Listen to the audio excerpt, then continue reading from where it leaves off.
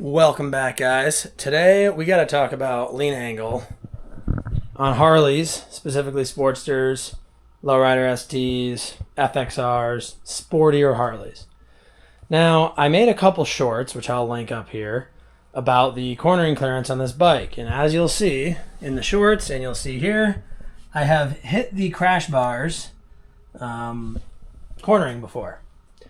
So the way that this works is the idea behind these is it's supposed to touch off on the end there, and then on the end of this one and your handlebars if you were to lay the bike down in order to help protect the rest of the bike. So myth number one that people were kind of talking about on there is that the crash bars will both make you crash and make the bike get more damage. It's actually quite the contrary. So the make you crash part's semi-true if you're a real monkey about it and like slam this into a pothole or something. I should cut these back a little bit, but what you have to understand is I scraped these on incredibly low speed corners after I'm well into the peg. I'm not riding at that level of lean angle essentially ever at any sort of speed. It's just unsafe, right? I shouldn't be riding that fast, and I don't. So I'm, pushing it to where I'm close to the peg at speed. Sure, that's just part of riding a motorcycle, but I'm not like riding this thing like a sport bike, right? It's not a sport bike. It's never going to be a sport bike. I'm just having fun on the street and doing my thing. So not going to make me crash. And like I said, it's not going to hurt the bike. It actually saves the bike. And this is the biggest thing people didn't understand. It's that the entire purpose of this, these were started in the stunting communities mainly, but in a low speed crash, the bike slides instead of flipping. Now here's the thing, guys. If you crash your motorcycle at 70 miles an hour, guess what? Those crash bars aren't going to do a damn thing, okay? Your bike's going to be totaled. God forbid, you're hopefully going to be okay. But this isn't for like a huge crash, right? Again, it's like a low speed. You tip it. You crash at 5 or 10 miles an hour. It slides a little bit, maybe even 20 or 30. Maybe it prevents some damage, but not all the damage, like whatever. But it at least helps, right? In the same way that having your gauges here helps, because your handlebars can help protect the gauges if the bike were to somehow roll or tip forward into the back of a car or something like that. Again, you're not going to sustain no damage. If you crash something, you've crashed something. It's going to suck. I mean, a four-wheeler with bumpers and everything else on it take on damage when you crash them. But it's just prevention. It's getting some level of prevention is the idea. They also double as highway pegs. So if nothing else, you can stick your feet out and not have the ugly kind of stock highway peg setup that these things have, which is super nice in my opinion. These also just act as a really nice catch for your passenger so that when their foot is on here, and if you were to accelerate without a backrest, they're not going to go flying off your bike. It gives them something to grab onto with their leg. Super convenient.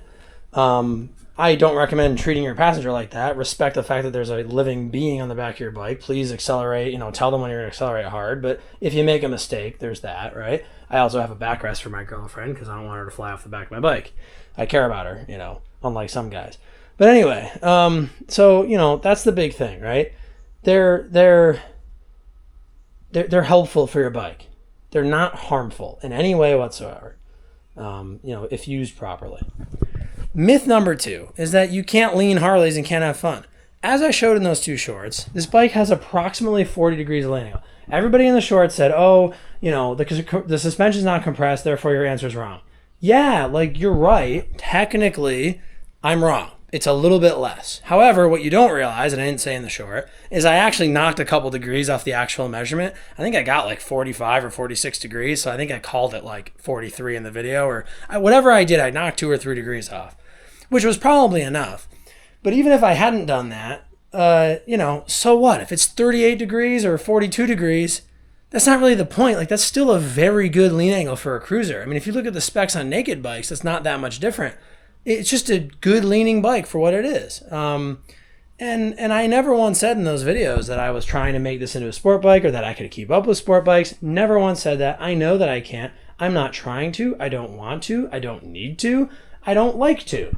I like to go at a spirited, what I consider safe pace on the road, and that spirited safe pace is slower than what any sport bike rider who's, good at riding is going to be doing, because that's too fast in my opinion.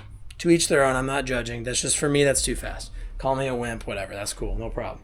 So that's kind of myth number two, that you just can't lean and have fun. In fact, number three is it's actually more fun in a sense to ride a Harley on the street than a sport bike. And here's why I say that. Hold your comments.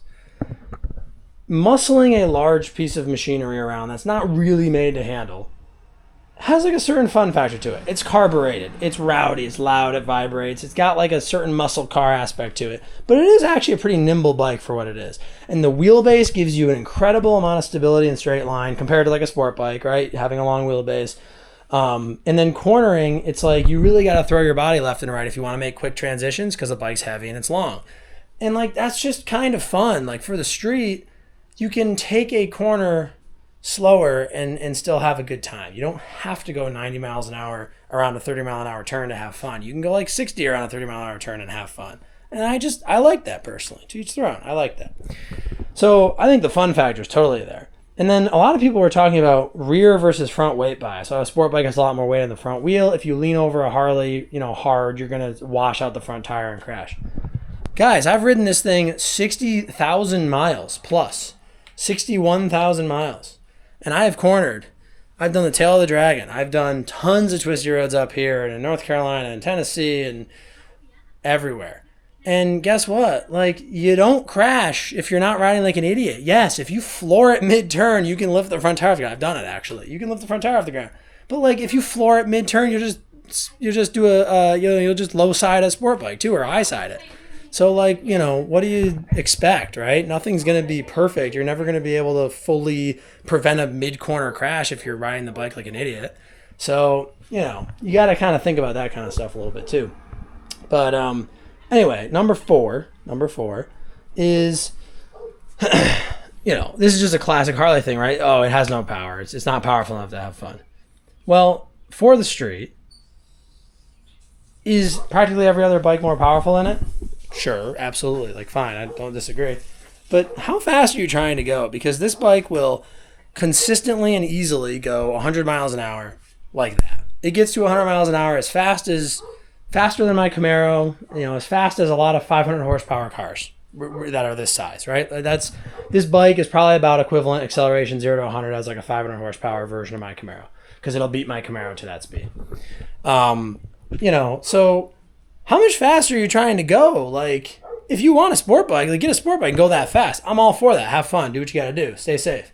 But like, that's still a respectable speed. Like 30 years ago, if you were going 0 to 60 in 3 point something seconds and getting to 100 miles an hour faster, than muscle cars on the road, like that's pretty good standard, So I don't know. I mean, to each their own, but I think it has plenty of power to be fun for somebody who's not a just complete straight line speed demon, right? And on twisty roads, if you think you need more power, you're out of your freaking mind. A 600cc sport bike or something in this class of power is plenty for twisty roads.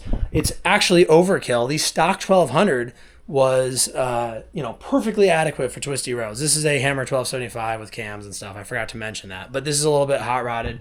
Call it 9,500 wheel horse, as opposed to stock. It's maybe like 70 wheel horse or 80 wheel horse, whatever it is. So it's a little bit hot rodded. Nothing too crazy.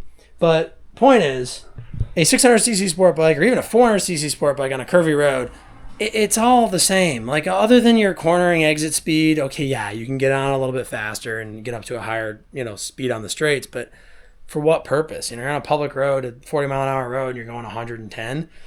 Okay, I mean, that's cool if you want to do that. I'm all set. And, listen, guys, I know I'm kind of a little bit hyped up in this video or whatever, but the only reason I say all this, I genuinely don't care what people think, and I'm glad that people commented and had their negative comments and stuff, because I think we can all learn from it. Like, I'm just trying to dispel the myths for people who are interested in something like this bike, and I want people to understand the positive experience that I've had, and the fact that just because it is a Harley doesn't mean that it's not good at things, not good at riding a straight line or curves or whatever. And I am by no means saying this is the best bike. There are so many bikes that are just 10 million times better. Any naked sport bike is going to pretty much do what this Harley does better, other than maybe long distance riding, right? But it's just going to corner better, it's going to accelerate better, whatever, right? It's going to wheelie better, all that kind of stuff. I don't suggest anybody buy this bike, right? Like, just buy it if you want it. I'm not trying to convince you to buy it. I just want people to compare facts to facts, right? That's all I'm saying. And I think I lost track of my account here, but number one, myth that we're busting here is the reliability thing. I'm just going to throw that in here. Everybody's, big thing is Harley's leak and they're unreliable. Guys, I got, like I said, 69,000 miles almost on this thing. I did the top end on it. It was burning oil. It was burning oil since I bought it. I don't know if it wasn't broken in right. Maybe it was a Harley design flaw. Okay, fine, whatever. So I'm just going to give you that one. Let's just say it was Harley's fault for argument's sake. Other than that, though, which it lasted 50-some thousand miles, which a lot of sport bike motors or Harley motors for that matter don't even really last. Top ends don't last that long anyway. But other than that, it has been literally 100% bulletproof. I've done a clutch in it for the power, for the extra power, and because I do wheelies and stuff here and there. Don't tell my mom. And like literally that's it. Anything else has been a modification. I've modified, right? I've upgraded stuff, but I've not fixed anything. Like I've literally not fixed anything on this bike. Wheel bearings. I snapped a belt one time. That I did do. I was trying to do a wheelie, snapped a belt. I've never fixed anything. Like, it's just reliable. And everybody I know that has a Sportster or had a Sportster or looks up Sportsters or sees them on forums, they kind of just don't break. Obviously, they break, but they are very known to be incredibly reliable. The Sportster platform is a 40-year-old engine technology, and it just does the thing well, right? It just is reliable. So, yes, the twin cam 88s early on had tension issues, and various big twin Harleys compensating sprockets and all this stuff, they've had problems. Like, I'm not saying all Harleys are super reliable, but they get an unfair bad rap. The AMF years, the oil leaks and stuff. Yes, there are years you want to stay away from. As with anything, I hate to say this, but look at the new Chevy trucks, right? They got freaking engine and transmission recalls. Like, they're junk, right? They're junk. There have been junk years of Harleys. There have been junk years of Kawasaki's and Hondas, I'm sure. Maybe not so much Honda, but other brands. So anyway, it's all good.